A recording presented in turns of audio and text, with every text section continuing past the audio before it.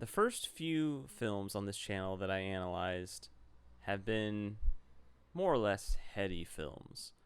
Films that cover philosophy, spirituality, politics, high concept, highbrow thinking. Those films are great, but there's another type of filmmaking that is also very valid and very useful.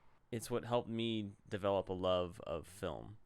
It's a more primordial filmmaking. It is a creature that has clawed its way out of the muck of theater, art, design, of the art form before filmmaking. It is a creature less developed, but just as interesting in my opinion. And I thought I would like to highlight it. Is the film directed by Sergio Leone, starring Clint Eastwood, entitled A Fistful of Dollars. A Fistful of Dollars begins in what appears to be a wasteland, but it is just rural Mexico in the 1850s.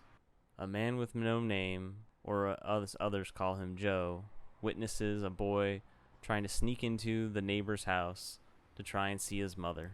He is then unfortunately kicked out by a bunch of bandits. His father is then beaten for his son trying to go see his mother. Joe quickly learns that there is no justice in this town. Joe makes no attempt to stop the travesty that is happening before him.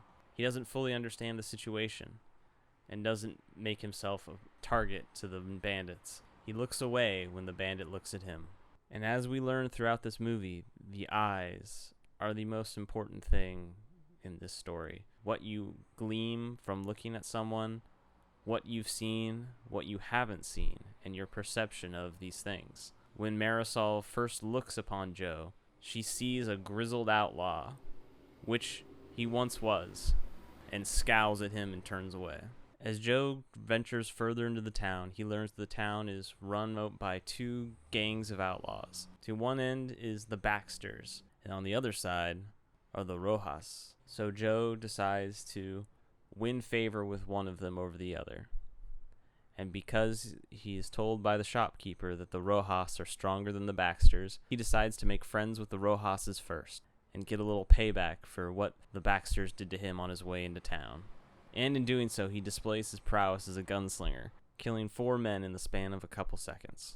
With such skill on display, the Rojas quickly welcome Joe with open arms. It is with the Rojas that he begins to learn and unravel what the Rojas are about. Marisol has been taken from her family to be Ramon's lover. And as the plot progresses, Joe pits the Rojas versus the Baxters and conveniently uses inflection points to pit their weaknesses against each other, eventually angering the Rojas to a point that the Rojas kill all of the Baxters in cold blood.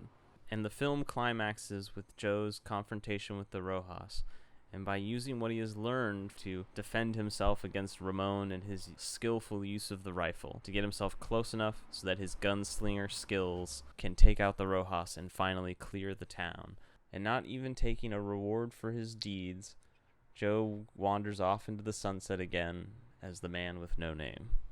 This film is, I would consider, a primordial film in the sense that it is a simple story, a town, 2 gangsters, and a hero between the two of them that eventually destroys them both. It has gripping by the seat of your pants action through editing, cinematography, which use wide-angle lenses on tight close-up shots to get extreme reaction shots of the violence that is going on around them. And the use of the camera and the framing of the gun with the targets and the fast editing of shots, zooms, flashes, makes the film a frenetic, seat-of-your-pants ride that grips you the whole way. And the film shows the importance that the eye plays with the human brain deciphering things. Joe's eyes and getting up high is what allows him to deconstruct the Baxters and the Rojases so that he can unwind the mess that the town is in. The man with no name uses the tricks that he's learned from being an outlaw to defeat the gangs and bring harmony to the town. Joe is a noble disciple of the gun, but to atone for his sins of his past, he takes it on as his burden to clear the town of the gangs and to bring harmony back to it. To show using your eye and your wits to defeat your enemy versus brute force is better. To know your enemy and to fight fire with fire is the key to bringing order and justice to the land. Now that Joe has completed his burden of the town, he is off on another adventure to atone for his sins of his past and to continue on his way as a noble monk of the gun.